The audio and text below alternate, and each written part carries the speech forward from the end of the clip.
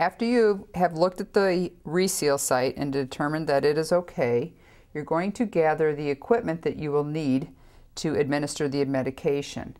The equipment includes the medication, syringes, needles, pre-filled saline syringes, and labels to place on the syringes.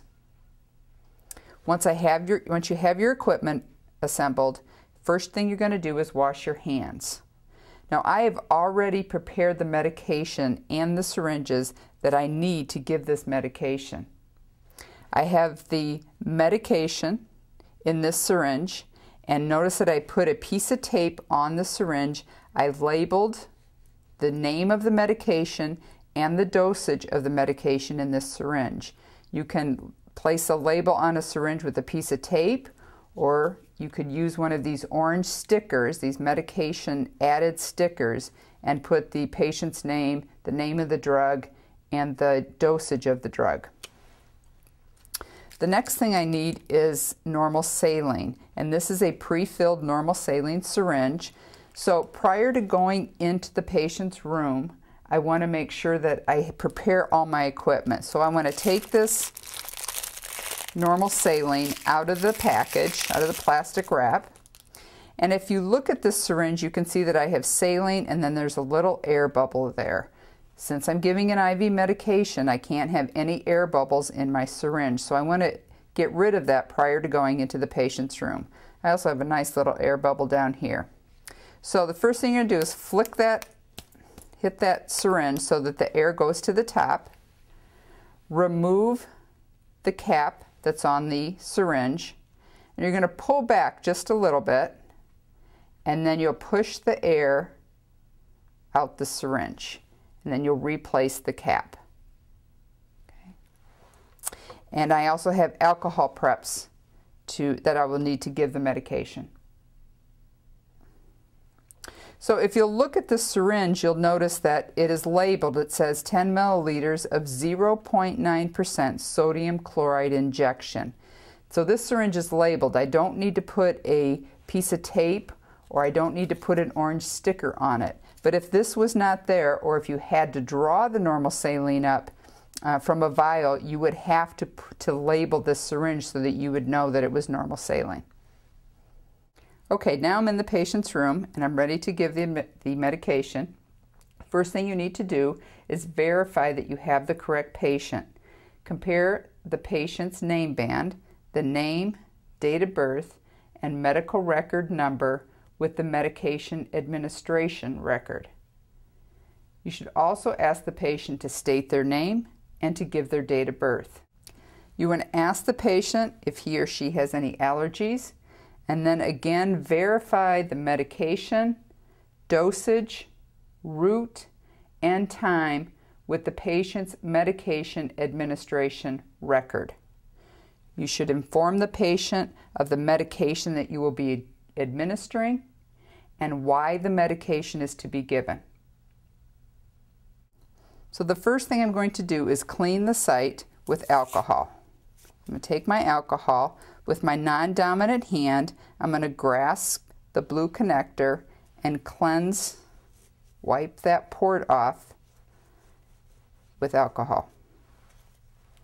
Then I'm going to grab my normal saline syringe, remove the cap, and put the cap upside down so that the inner part remains sterile.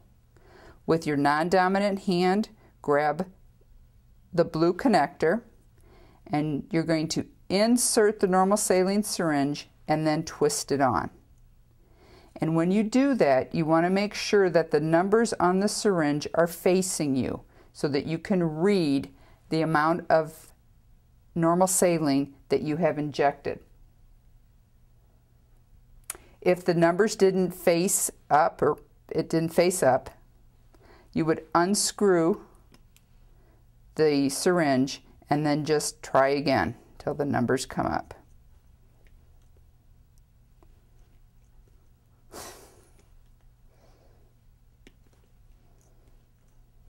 Okay.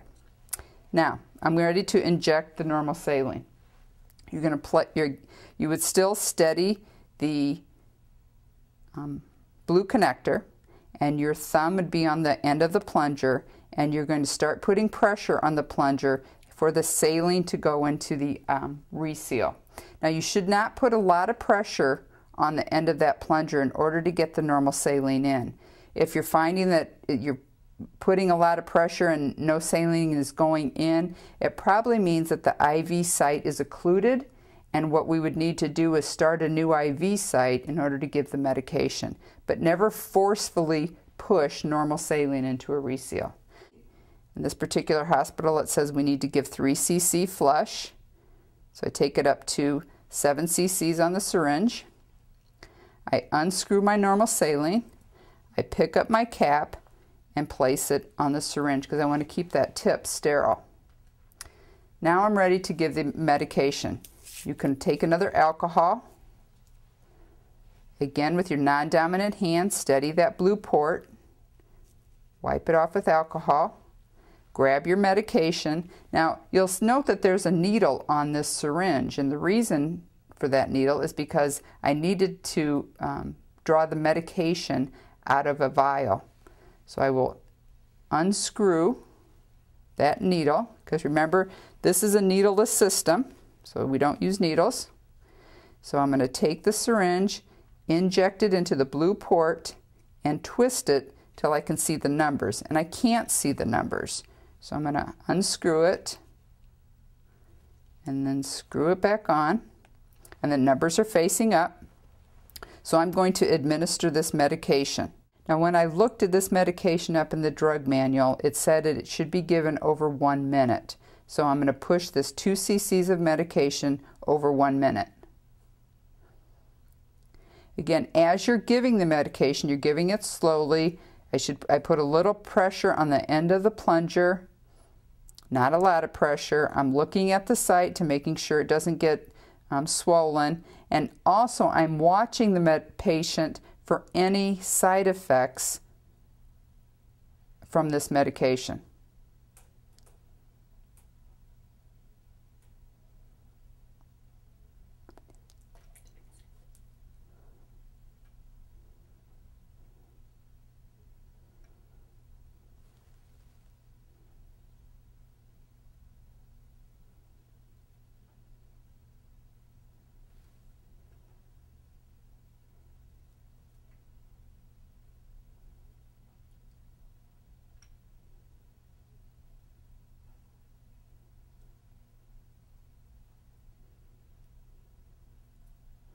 Okay, so I've given the medication. I'm going to take the syringe off. Grab your normal saline. You can wipe this off again. Take the cap off. Insert it. Screw it on.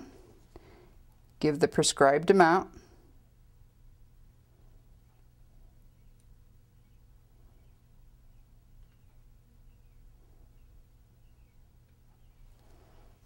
Hold on with your non-dominant hand and unscrew the normal saline syringe. So after the medication is given, you'll take your syringes and your needle and place them in the sharps container. Your alcohol can be thrown in the wastebasket. You want to make the patient comfortable and ask the patient if he or she needs anything prior to you leaving the room. You will then complete the documentation on the medication administration record indicating that you have given that medication. The last thing that you will do is monitor the patient for the effects of the medication. And what you monitor for will depend on the type of medication that you administered to the patient.